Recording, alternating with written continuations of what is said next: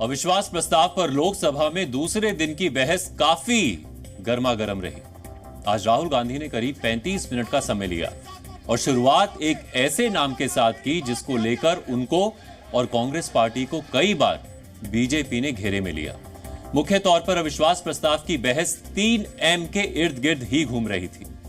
इसमें पहला है मणिपुर, दूसरा है महिला और तीसरा है मोदी यानी नरेंद्र मोदी। विपक्ष के हर नेता की तरह आज राहुल गांधी ने भी अपने भाषण को इन्हीं 3 हिस्सों में बांटा हुआ था। उन्होंने मणिपुर हिंसा पर सरकार को घेरा, उसके बाद हिंसा का असर महिलाओं पर किस तरह पड़ रहा है उसका जिक्र किया। इसके बाद उन्होंने प्रधानमंत्री नरेंद्र मोदी के मणिपुर ना जाने का मुद्दा उठाया और महिलाओं के एंगल से मुद्दा उठाकर मणिपुर की हिंसा को भारत माता की हत्या से जोड़ दिया। जिस मुद्दे के साथ आज राहुल गांधी ने बहस की शुरुआत की वो मुद्दा अडानी का था और जिस मुद्दे के साथ राहुल गांधी ने अपना भाषण समाप्त किया वो था भारत माता की हत्या जैसे शब्दों का इस्तेमाल करना। राहुल गांधी ने आज केंद्र सरकार पर हमले की एक खास रणनीति चुनी थी। उसके लिए वो पूरी तैयारी के साथ आए थे। यही वजह है कि जब उनका भाषण समाप्त हुआ तो उसके बाद वो जवाब सुनने के लिए 1 मिनट भी सदन में नहीं रुके। राहुल गांधी ने आज सबसे पहले मणिपुर को अपनी राजनीतिक जंग का ग्राउंड जीरो बनाया। इस ग्राउंड जीरो पर हिंसा के हालात बताते हुए केंद्र सरकार की नाकामी का जिक्र किया। फिर वहां रिलीफ कैंप्स की हिंसा पीड़ित महिलाओं की कहानी सुनाकर केंद्र सरकार पर निशाना साधा। आखिर में उन्होंने मणिपुर के हालात को देश का हालात बताते हुए भारत माता की हत्या होने जैसे शब्दों का इस्तेमाल किया।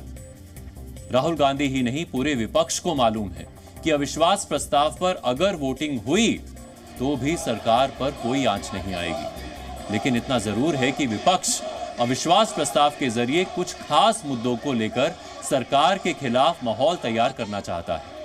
यही राहुल गांधी का आज का बयान हो या विपक्ष के नेताओं का केंद्र सरकार के खिलाफ दिया गया कोई भी भाषण, ये सब वर्ष 2024 के चुनावों की तैयारी है।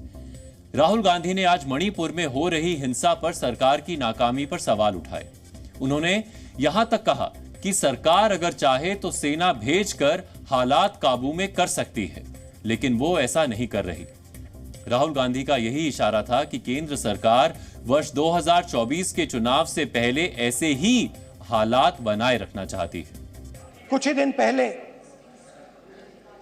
मैं मणिपुर गया, हमारे प्रधानमंत्री नहीं गए, आज तक नहीं गए, क्योंकि उनके लिए मणिपुर हिंदुस्तान नहीं है।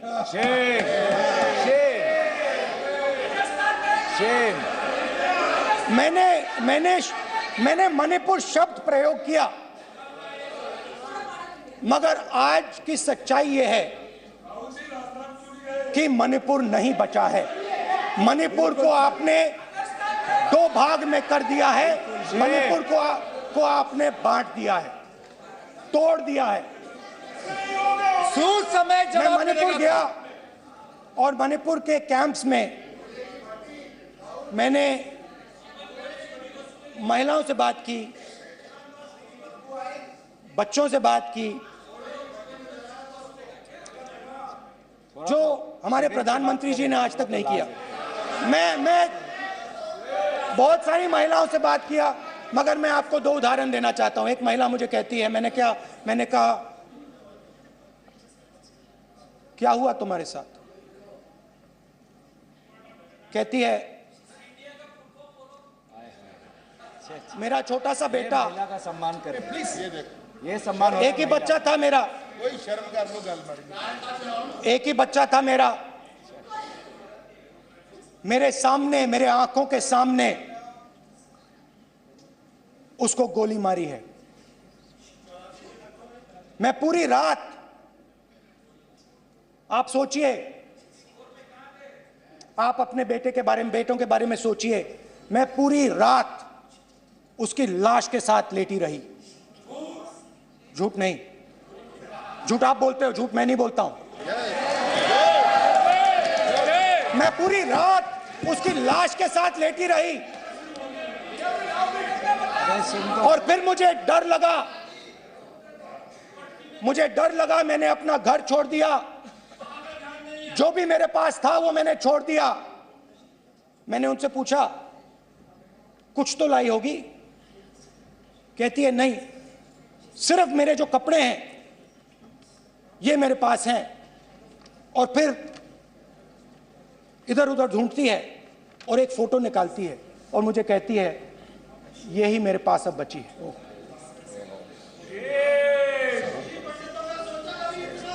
एक और उदाहरण, दूसरे कैंप में मैं एक महिला मेरे सामने आती है, मैं उससे पूछता हूं तुम्हारे साथ क्या हुआ? जैसे ही मैंने उससे सवाल पूछा तुम्हारे साथ क्या हुआ, शर्म नहीं है तेरे को? वैसे ही 1 सेकंड में वो कांपने लगी। उसने अपने दिमाग में वो दृश्य देखा और वो बेहोश हो गई। मेरे सामने कांपती हुई बेहोश हो गई। तो ये मैंने आपको सिर्फ 2 उदाहरण दिए हैं। स्पीकर सर, इन्होंने मणिपुर में हिंदुस्तान की हत्या की है, सिर्फ मणिपुर की नहीं, हिंदुस्तान की हत्या की है। इनकी राजनीति ने मणिपुर को नहीं, हिंदुस्तान को मणिपुर में मारा है। हिंदुस्तान को कत्ल किया है, हिंदुस्तान का मर्डर किया है मणिपुर में। राहुल गांधी के मणिपुर हिंसा पर दिए गए इस भाषण के बाद लोकसभा में काफी हंगामा हुआ। उन्होंने रिलीफ कैंप्स की महिलाओं का दर्द जब सदन में रखा, तब तक सदन के हालात फिर भी सामान्य कहे जा सकते थे। लेकिन जैसे ही उन्होंने जोश में आकर मणिपुर के हालात को देश के हालात बताते हुए हिंदुस्तान की हत्या जैसे शब्दों का इस्तेमाल किया, वैसे ही लोकसभा में हंगामा शुरू हो गया।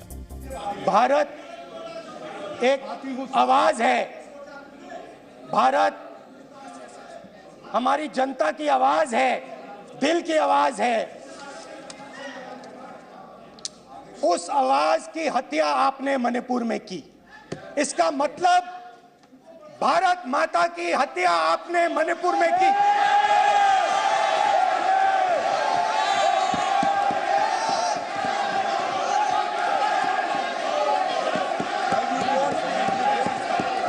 भारत माता को आपने मणिपुर के लोगों के मारा, आपने मणिपुर के लोगों को मारकर भारत की हत्या की है। आप देश द्रोही हो, आप देशभक्त नहीं हो, आप देश प्रेमी नहीं हो, आप देशद्रोही हो। आपने देश की हत्या मणिपुर में की। प्लीज राहुल गांधी के भाषण के इस हिस्से से सत्ता पक्ष गुस्से में लाल हो गया। वजह यह थी कि इस हिस्से में राहुल गांधी ने केंद्र सरकार को रावण की लंका बताया। इसके बाद प्रधानमंत्री नरेंद्र मोदी पर सीधा हमला किया। इस हिस्से में प्रधानमंत्री नरेंद्र मोदी ही नहीं, होम मिनिस्टर अमित शाह और अडानी का भी नाम लिया गया। एक साथ एक बार में सत्ता पक्ष के 2 बड़े नेताओं पर हमले हुए तो सत्ता पक्ष के नेताओं का भड़कना लाजमी था। राहुल गांधी के जोशीले सवालों का जवाब वैसे तो आज स्मृति ईरानी ने दिया, लेकिन जैसा कि सत्ता पक्ष को पूरी उम्मीद थी कि अब अमित शाह मणिपुर सवालों के जवाब देंगे, तो उसके बाद विपक्ष के पास पूछने के लिए कुछ नहीं रह जाएगा। ठीक ऐसा ही हुआ। अविश्वास प्रस्ताव के साथ ही विपक्ष ने केंद्र सरकार से मणिपुर हिंसा पर 3 मुख्य सवाल पूछे थे। उनका पहला सवाल था कि मणिपुर हिंसा पर प्रधानमंत्री नरेंद्र मोदी ने कुछ बोला क्यों नहीं। दूसरा सवाल यह था कि प्रधानमंत्री नरेंद्र मोदी मणिपुर क्यों नहीं गए। तीसरा सवाल यह पूछा था कि मणिपुर हिंसा के मामले में राज्य के मुख्यमंत्री पर कोई कार्रवाई क्यों नहीं की गई। आज जैसे ही अमित शाह ने सदन में बोलना शुरू किया तो लगा कि अन्य बीजेपी नेताओं की तरह वो मणिपुर के मुद्दे को बाईपास कर जाएंगे। होम मिनिस्टर ने अपने भाषण में सबसे पहले केंद्र सरकार की उपलब्धियों और यूपीए राज की नाकामियों के बारे में बताया, लेकिन इसके बाद जब वो मणिपुर हिंसा पर जवाब देने मैदान में उतरे तो विपक्ष के केवल 3 सवाल ही नहीं, जितने भी सवाल थे उनके जवाब उन्होंने एक बार में दे दिए। चलिए अब हम आपको 20 मिनट के अंदर मणिपुर हिंसा का इतिहास, वर्तमान और भविष्य को लेकर अमित शाह के भाषण के कुछ अंश दिखाते हैं। मैं पास्ट में मणिपुर में क्या हुआ ये भी बताऊंगा। अब मैं जब बताऊंगा तब ये कहेंगे कि पुरानी बातों को हमें सुनाने के लिए कह रहे हो। ना जी, मैं संवेदनशील आदमी हूं मान्य, और मैं पुरानी बातों को राजनीतिक हिसाब किताब के लिए नहीं सुना रहा।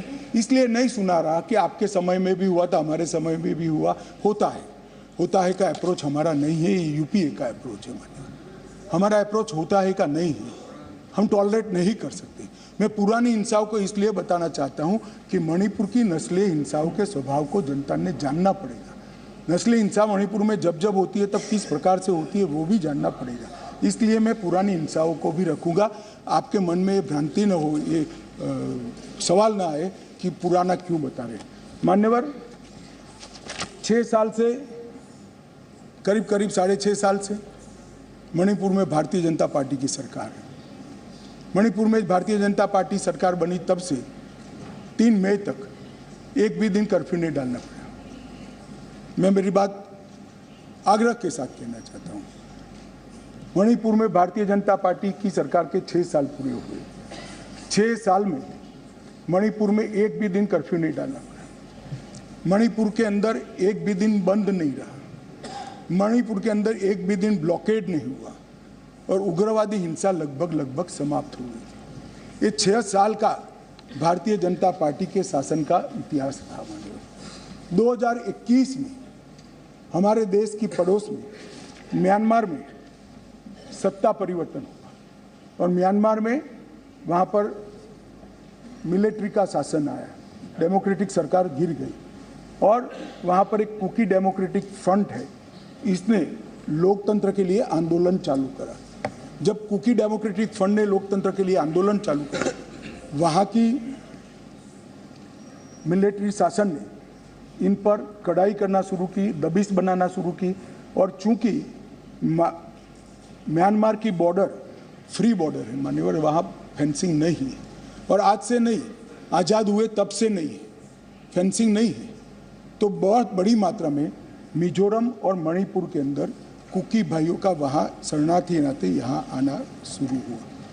मैं इसलिए कहना चाहता हूँ मान्यवर क्योंकि उनका झगड़ा मणिपुर की मिलिट्री से था और दबिश शुरू हुई इसलिए आया। अरे म्यांमार की मिलिट्री से था और दबिश शुरू हुई इसलिए वो यहाँ पर आए। मान्यवर, हजारों की संख्या में कुकीज आदिवासी भाई यहाँ आना शुरू हो गए और परिवार बसने लगे। कहाँ बसेंगे? तो जंगल में बसने लगे और एक प्रकार से मणिपुर के बाकी हिस्सों में एक असुरक्षा की भावना हुई कि हमारी जनसांख्यिकी बदल जाएगी। हमने उसको देखा। उसी वक्त मान्यवर हमने गृह मंत्रालय में 2022 में निर्णय किया कि अब ये बॉर्डर को खुला नहीं कर सकते, बॉर्डर बनानी पड़ेगी, फेंसिंग करनी पड़ेगी। हमने 10 किलोमीटर फेंसिंग पूरी कर दी है, 60 किलोमीटर का काम चालू है और 600 किलोमीटर का सर्वे चालू है। आपने 2014 तक कभी फेंसिंग नहीं की। हमने दूरंदेशी से 23 में दंगे हुए, 21 में ही फेंसिंग का काम शुरू कर दिया था। 10 किलोमीटर ट्रायल फेंसिंग बन चुकी है, 60 किलोमीटर का काम चालू है और 600 किलोमीटर का सर्वे बाकी, जिससे ये घुसपैठ को रोका जा सके। फिर एक अनरेस्ट खड़ा होने लगा क्योंकि वहाँ जनसांख्यिकी बहुत निर्णायक होती है मान्यवर। घाटी में कुकी भाई रहते हैं, पहाड़ पर ट्राइबल भाई रहते हैं, तो उनके घाटी में मतई रहते हैं और पहाड़ पर कुकी और नागा ट्राइबल भाई रहते हैं। तो एक जनसांख्यिकी के बदलाव का बड़ा दबाव रहता है कि हमारी संख्या, हम अल्पमत में आ जाएंगे। तो इसके लिए हमने लगभग जनवरी महीने से हमने वहाँ पर जितने भी शरणार्थी आए थे उनको एक परिचय पत्रक देने की शुरुआत की। उनका थंब इम्प्रेशन लिया, आई इम्प्रेशन लिया और थंब इम्प्रेशन और आई इम्प्रेशन को वोटर लिस्ट और आधार कार्ड के नेगेटिव लिस्ट में डालने का काम किया। ऐसा नहीं है मान्यवर कि यहाँ गृह मंत्रालय के कंट्रोल रूम में कोई आंख मूंद कर हुआ। 2023 में दंगा हुआ, 21 में हमने फेंसिंग चालू करी, 22 में हमने फेंसिंग चालू करी और 23 की शुरुआत में हमने थंब इम्प्रेशन और आई इम्प्रेशन लेने की शुरुआत की और उसको भारत के वोटर लिस्ट और आधार के नेगेटिव लिस्ट में डालने की, फिर भी ये जिस प्रकार से संख्या बढ़ती गई, एक असुरक्षा की भावना मतई लोगों में फैलती गई। मान्यवर, ये जो वहाँ पर एक फ्री रेजिम है, नेपाल की तरह वहाँ पासपोर्ट नहीं चाहिए। अब ये मत कहना है कि हमने क्यों नहीं करा, 1968 से करा हुआ है भाई। 1968 से एक समझौता है भारत और ब्रह्मदेश की सरकारों के बीच में कि बॉर्डर के 40 किलोमीटर से जो अंदर आएगा या यहाँ से 40 किलोमीटर से आ जाए उसको पासपोर्ट नहीं चाहिए। ये समझौता है, किसी को रोकना भी असंभव था। और इतने हजारों किलोमीटर की बॉर्डर में बाढ़ भी नहीं लगी थी, फेंसिंग भी नहीं थी, तो संख्या बढ़ती गई और असुरक्षा बढ़ती गई। इतने में एक अफवाह फैल गई 29 तारीख अप्रैल को कि 58 ये वसाहतें जो थी शरणार्थियों की, उसको गांव घोषित कर दिया गया। अब गांव घोषित करने की अफवाह से ही घाटी में बहुत बड़ा अनरेस्ट शुरू हुआ मान्यवर। और वो अनरेस्ट को भी हमने माइक वाली जीपे चलाई, बताया गया कि भाई कोई गांव घोषित नहीं हुआ है, मगर अफवाहें जब फैलती है तब फैलती है अविश्वास का वातावरण। और घोषित जंगल गांव घोषित किया, जंगल गांव घोषित किया, जो वसाहतें थी उसको, तो उनको लगा परमानेंट अब यही बस जाएंगे, तो एक अनरेस्ट खड़ा हुआ। उसके बाद में आग में तेल डालने का काम हाईकोर्ट मणिपुर के अप्रैल महीने में आए हुए एक फैसले ने कहा, जिसने सालों से पड़ी हुई एक लंबित पिटीशन को अचानक चलाया। अचानक चलाकर ना भारत सरकार के ट्राइबल आयोग को शपथ पत्र लिया, ना भारत सरकार के ट्राइबल डिपार्टमेंट का लिया, ना भारत सरकार के गृह मंत्रालय का लिया, ना मणिपुर सरकार का लिया, और अचानक ही कह दिया कि 29 अप्रैल के पहले इस मतई जाति को ट्राइबल घोषित कर दी गई। इससे पहाड़ पर बहुत बड़ा अनरेस्ट हुआ, ट्राइबलों में बड़ा अनरेस्ट हुआ कि अब मतई ट्राइबल बन जाएंगे तो हमारी नौकरियों में स्पर्धा का भाव होता है। और स्वाभाविक है, एक कोई कानूनी प्रक्रिया के बगैर एक ऑर्डर कर दिया गया, जिसके कारण ऊपर भी, नीचे ऑलरेडी अनरेस्ट चालू था, ऊपर भी अनरेस्ट हुआ। और 3 तारीख को एक रोली के अंदर एक क्लैश हो गया माने, और क्लैश होने के बाद दंगे चालू हुए जो अब तक अशांत परिस्थिति को बनाए हुए हैं। अब इस परिस्थिति को आप वो क्यों नहीं गया, ये क्यों नहीं गया, इस तरह से आप तुलना मत करिए। ये परिस्थिति जन्य दंगे हैं मान्यवर। मैं आगे भी कहना चाहता हूँ, इसके साथ एक बहुत बड़ी बात दूसरी भी हुई है कि वहाँ मिलिट्री का शासन आने के बाद थोड़ी ढिलास आ गई है, और नारकोटिक्स का भी बहुत बड़ी तस्करी म्यांमार की ओर से मणिपुर की ओर हुई है। इसके व्यापार से भी बहुत बड़ा अनरेस्ट हुआ है। मगर जो क्लिंचिंग चीज थी वो कोर्ट का जजमेंट थी, उसकी अंतिम तारीख 29 मई थी, और इसके विरोध में एक जुलूस निकला। जुलूस में दोनों ग्रुपों के बीच में भिड़ंत हुई, और देखते देखते घाटी में और पहाड़ पर दोनों जगह एक दूसरे पर हमले करना, हिंसा करना शुरू हो गया। मान्यवर, अब 2 सवाल हैं कि हिंसा शुरू करने के बाद क्या किया, मैं उस पर बाद में जाता हूँ। इतनी ही शांति से बताऊँगा, कोई जरा भी मन में, मैं कि कोई किसी चीज़ से भागना नहीं चाहता, भागना मेरा स्वभाव ही नहीं है भाई, मैं किसी भी चीज़ से भागना नहीं। मगर मणिपुर की नस्लीय हिंसाओं के इतिहास को समझना पड़ेगा। 1993 में श्री PV नरसिम्हा राव जी प्रधानमंत्री थे, राजकुमार दोरेंद्र सिंह कांग्रेस के नेता मुख्यमंत्री थे, और नागा कुकी संघर्ष हुआ। नागा कुकी भी नस्लीय हिंसा थी मंदिर, और उस वक्त 750 लोग मारे गए, 200 लोग घायल हुए, 45,000 लोग शरणार्थी थे, और 1.5 साल तक ये हिंसा अविरत रूप से चलती रही। अब ये कहते हैं प्रधानमंत्री जी क्यों नहीं बोले, भाई 700 लोग मारे गए थे, 200 लोग घायल हुए, 45,000 लोग शरणार्थी बने। आपको मालूम है जवाब किसने दिया मान्यवर? इनको मालूम है जवाब किसने दिया? MOS राजेश पायलट ने। और मुझे नहीं बोलने देते मान्यवर। इतनी जघन्य घटना हुई, भारत सरकार से किसी ने मुलाकात की क्या था? ट्राइबल मिनिस्टर गया ना जी, समाज कल्याण विभाग के मंत्री गए ना जी, होम मिनिस्टर का question does not arise, MOS गए ना जी। और ये पूछते हैं हमें कि प्रधानमंत्री क्यों नहीं गए। अरे भाई, आप जरा देखिए कि नस्ली हिंसाओं का इतिहास, मैं पूरा बताता हूँ इतिहास, अब मुझे जल्दबाजी नहीं है, बड़ा महत्वपूर्ण मुद्दा है, मुझे पूरा बताना है इतिहास। संसद के अंदर विपक्ष बोलते बोलते थक गया, गृह मंत्री जवाब देने के लिए खड़े नहीं हुए, एमओएस ने जवाब दिया मान्यवर, और ये लोग प्रधानमंत्री जवाब दे वो मांग से पूरा पार्लियामेंट होल्ड करे हुए। मान्यवर 1993 में दूसरी बार संघर्ष हुआ, मतई पंगल संघर्ष हुआ, 100 लोग मारे गए, वो भी 1 साल तक चला और राज्यसभा में गृह मंत्री ने जवाब दिया।